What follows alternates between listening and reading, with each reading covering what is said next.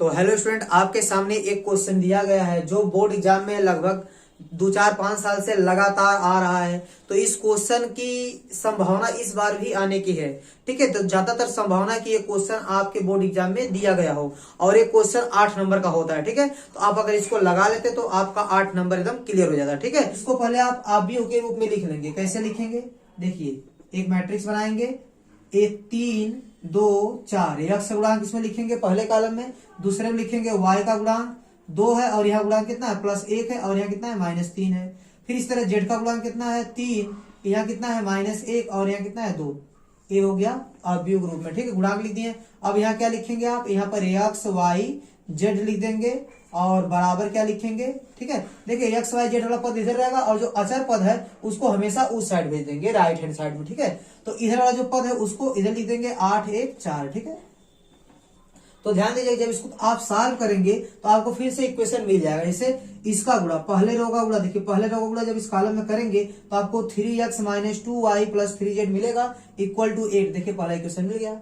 और दूसरे रो का गुणा जब पहले कॉलम में करेंगे तो 2x +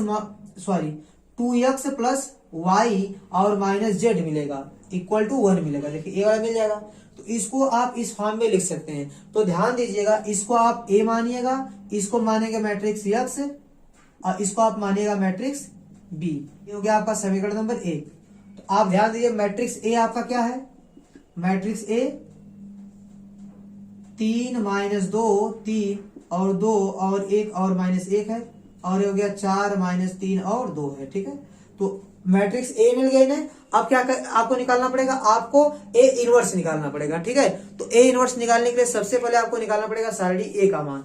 तो ध्यान दीजिए सारणी ए का मान कैसे निकालेंगे, सारणी ए बराबर यहाँ लिखिए 3 - 2 3 2 1 -1 और 4 -3 और 2। इसको सॉल्व कीजिए तो ये हो जाएगा 3 गुणे, तो 3 से जाने वाला रो और कॉलम गायब हो जाएगा। ठीक है, जैसे R1 के सापेक्ष हम प्रसार कर रहे हैं, किसके सापेक्ष प्रसार कर रहे हैं, R1 के सापेक्ष। तो 3 गुणे क्या लिखेंगे, 3 से जाने वाला रो और कॉलम क्या हो जाएगा, गायब हो जाएगा। तो ये 4 नंबर बचेंगे, इसे क्रॉस में गुणा कर देंगे, 2 1 2 -3 का गुणा -1 में करें तो कितना आएगा 3। ठीक है, फिर क्या करेंगे, माइनस लिख कर क्या करते हैं, इस दूसरे नंबर को लिखते हैं। दूसरा नंबर क्या आपका -2 हो गया। फिर ब्रैकेट में तो -2 से होकर जाने वाले रो और कॉलम को गायब कर देंगे। यह रो गायब हो गया और एक कॉलम गायब हो गया, तो क्या बचा 2 4 यहाँ बचा और यहाँ -1 और 2 बचा। तो 2 का गुणा 2 में करेंगे तो हो जाएगा 4, फिर -4 का गुणा -1 में करेंगे तो कितना आएगा, -4 आएगा और माइनस पहले से तो +4 हो जाएगा। फिर प्लस 3 गुणे क्या लिखेंगे, 3 से जाने वाला रो कॉलम गायब, तो इसका गुणा इसमें करेंगे 2 3 6 तो -6 माइनस और 4 गुणे 1 4 1 4 हो गया। ये हो गया आपका 3, यहाँ कितना आएगा -1 और माइनस माइनस हो गया +2 और 4 4 कितना हो गया 8 और +3 हो गया 6 -4 हो जाएगा आपका -10। ये हो जाएगा 3 1 3 -3 हो जाएगा प्लस 8 दूनी कितना हो जाएगा 16 और -10 3 30। तो ध्यान दीजिएगा -30 -3 -33 और +16 तो घटेगा तो कितना आएगा -17। ठीक है, जो 0 के बराबर नहीं है। तो सारणी ए का मान 0 के बराबर नहीं है, इसका मतलब आप ए इनवर्स ज्ञात कर सकते हैं। ठीक है, देखिए इतना करने के बाद आप अवयव ए जो है उसका आप सहगुणनखंड निकालेंगे। ठीक है, तो अवयव ए का सहगुणनखंड निकाल लेते हैं पहले। देखिए इसका सहगुणनखंड में आपको क्या निकालना है, C11 निकालना है, C12 निकालना है, C13 निकालना है, C21 22 और 23 और C31 और C32 और C33। ठीक है, ये सब आपको निकालना पड़ेगा। तो C11 निकालते हैं। देखिए आपको बता दो, यहाँ चिन्ह लगाएंगे। चिन्ह लगाने का तरीका आपको बता दे रहा हूँ। C के नीचे जो लिखा है सफिक्स में ना, जो पहला संख्या है वो रो की संख्या बताता है और दूसरा कॉलम की संख्या बताता है। तो इसको जोड़ेंगे, अगर जोड़ने पर सम आता है तो आप चिन्ह प्लस का लगाएंगे और जोड़ने पर यदि विषम आता है तो आप चिन्ह माइनस का लगाएंगे। तो ध्यान दीजिएगा 1 1 क्या हो गया 2, सम आया तो प्लस, तो ए 1 2 कितना हो गया 3, विषम आया तो माइनस, फिर यहाँ सम आएगा प्लस, ए आएगा विषम माइनस, फिर यहाँ सम आएगा प्लस, ए आएगा विषम तो माइनस, और यहाँ कितना आने वाला देखिए ये दोनों सम हो जाएंगे तो प्लस आएगा। फिर ये हो जाएगा 3 2 5 विषम तो माइनस हो जाएगा, 3 3 6 क्या हो जाएगा सम तो प्लस। ठीक है, सम रहेगा तो प्लस चिन्ह लगाएंगे और विषम रहेगा तो माइनस चिन्ह लगाएंगे। ठीक है, ये लिखने का तरीका है। आप ध्यान दीजिएगा अब C11 का मान कैसे निकालेंगे? C11 निकालने के लिए आप पहले रो और पहले कॉलम को क्या करेंगे? ढक लेंगे। ध्यान दीजिएगा, पहला रो पहला कॉलम इतना ढक लिए। अब जो संख्या बच रही है उसका क्रॉस गुणा कर दीजिए। 2 × 9 2, ठीक है, इसका गुणा इसमें करेंगे। 2 × 9 2, फिर बीच में माइनस, फिर -3 का गुणा -1 में करेंगे तो कितना आएगा? +3। तो ए लिखा गया 3। अब घटाने पे कितना आएगा? -1। तो C11 निकल गया। ठीक उसी प्रकार आप C12 निकाल लेंगे। देखिए C12 मतलब क्या? पहला रो दूसरा कॉलम, तो पहला रो ढकिए और दूसरा कॉलम ढकिए। तो ध्यान दीजिए, आपको क्या दिख रहा है यहाँ पर? 2 4 और -1 2, तो इसका गुणा करेंगे। 2 दूनी 4, ए हो गया 4, फिर बीच में माइनस, और 4 का गुणा -1 में करेंगे तो आपका क्या आएगा? -4 आएगा, और माइनस पहले से तो +4 हो जाएगा। ए हो जाएगा आपका -8। अब ध्यान दीजिएगा, 1 3 है तो पहला रो तीसरा कॉलम, ए हो गया पहला रो, ए हो गया तीसरा कॉलम। अब गुणा करेंगे -6, ये कितना हो जाएगा? -6, बीच में माइनस, 4 × 9 4, तो -6 -4 कितना हो जाएगा? -10। अब C21 मतलब क्या हो गया? दूसरा रो पहला कॉलम, तो ए हो गया दूसरा रो और ए हो गया पहला कॉलम, इसको ढक लीजिए। देखिए अब ये 4 संख्याएं दिख रही हैं, फिर क्रॉस गुणा कर लीजिए। 2 दूनी 4, तो ए -2 और +2 तो -4 आएगा। -4 और माइनस, ठीक है, तो इसका गुणा कि -4 आ गया, फिर बीच में माइनस लगाएंगे, और 3 3 के 9 -9 आएगा, माइनस पहले से तो +9 हो जाएगा। ए हो गया आपका कितना? देखिए ए 5 बचेगा आपका प्लस में, 5 बचेगा प्लस में, लेकिन बाहर -2 आएगा आपका -5। ठीक है, अब C22 निकालेंगे। क्या निकालेंगे? C22 मतलब दूसरा रो दूसरा कॉलम ढक लीजिए। तो इसका गुणा इसमें कीजिए। 3 दूनी 6, कितना आएगा? 6, माइनस 4 3 12, तो घटेगा तो कितना आएगा? -6 आएगा। अब 23 मतलब क्या? C23 मतलब क्या? दूसरा रो तीसरा कॉलम ढकिए। तो दूसरा रो को और तीसरा कॉलम को ढक लीजिए। देखिए ये संख्याएं आपको दिख रही होंगी। तो 3 3 के 9, 3 3 के 9, -9, और बीच में माइनस लगा दीजिए। फिर कितना लगेगा? 4 दूनी 8, -9, फिर बीच में माइनस लगा देंगे। फिर 4 दूनी 8, तो -8 आएगा, माइनस पहले से तो +8 हो जाएगा। अब यहाँ बचेगा आपका -1, माइनस से गुणा करेंगे तो +1 आएगा। ठीक है, तो C31 मतलब तीसरा रो पहला कॉलम। ठीक, अब देखिए 4 संख्या बच रही है, तो गुणा कीजिए। 2 आएगा, 2 और -3 × 9 3, ये आएगा आपका -1। अब तीसरा रो दूसरा कॉलम, देखिए तीसरा रो है दूसरा कॉलम है। ठीक है, अब 3 गुणा फिर कीजिए। -3, ये आएगा -3, फिर -6। ठीक है, ये हो जाएगा आपका -9, लेकिन माइनस क्या कर देगा? प्लस कर देगा, +9 हो जाएगा। अब C33 मतलब क्या? तीसरा रो तीसरा कॉलम, ये तीसरा रो हो गया और तीसरा कॉलम। ठीक है, तो इसका गुणा इसमें होगा। 3 × 9 3, 3 माइनस 2 दूनी 4, -4, ए माइनस पहले से तो प्लस हो जाएगा। ए हो गया आपका 7। मतलब देखिए एडजॉइंट आप ए कैसे निकालते हैं? देखिए एडजॉइंट ऑफ ए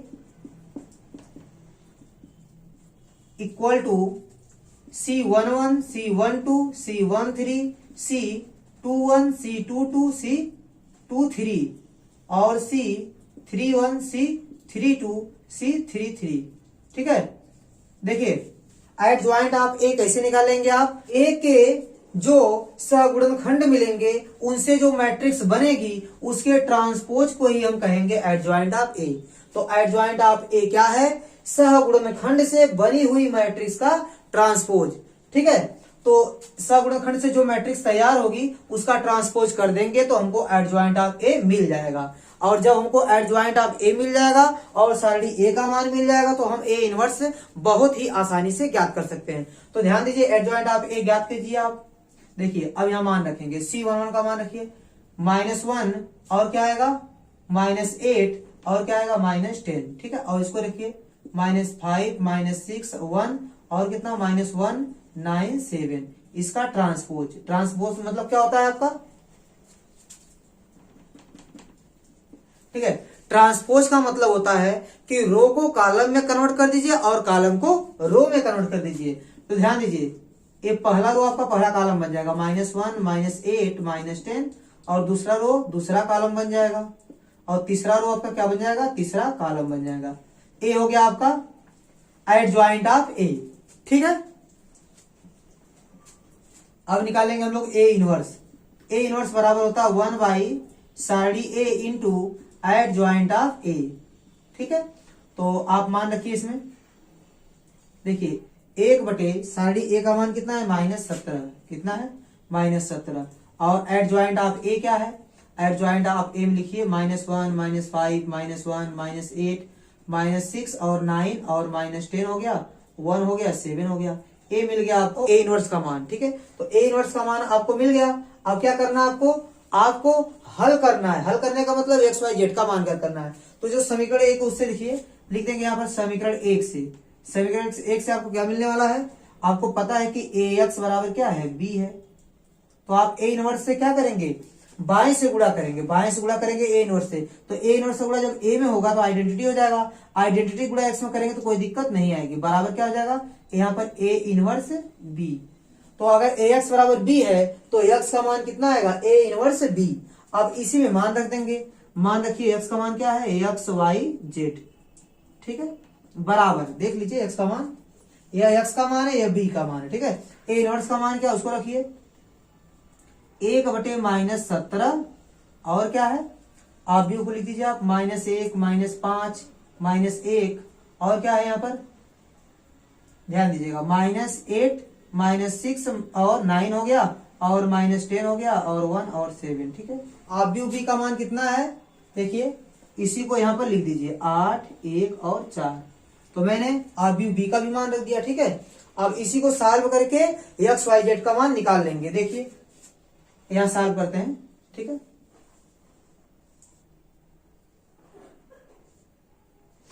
ठीक है, यहां सॉल्व कर लीजिए, क्या मिलेगा आपको, एक्स वाई जेड बराबर, देखिए ए कितना है 1/-17, ठीक है, 1/-17 आपको मिला, ठीक है।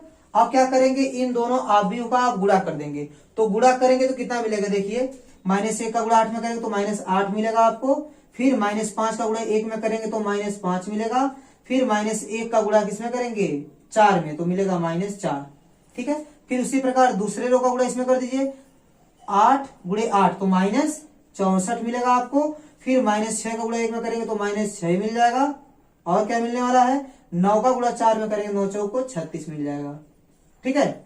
अब ध्यान दीजिए इस तीसरे रो का गुणा इस कॉलम में कीजिए तो -10 × 8 तो -80, और फिर क्या मिल जाएगा 1 × 1 तो +1, और फिर क्या मिल जाएगा 7 चौक 28, ये हो गया आपका 28, ठीक है। अब देखिए ये हो गया आपका एक्स वाई और जेड बराबर 1/-17 हो गया।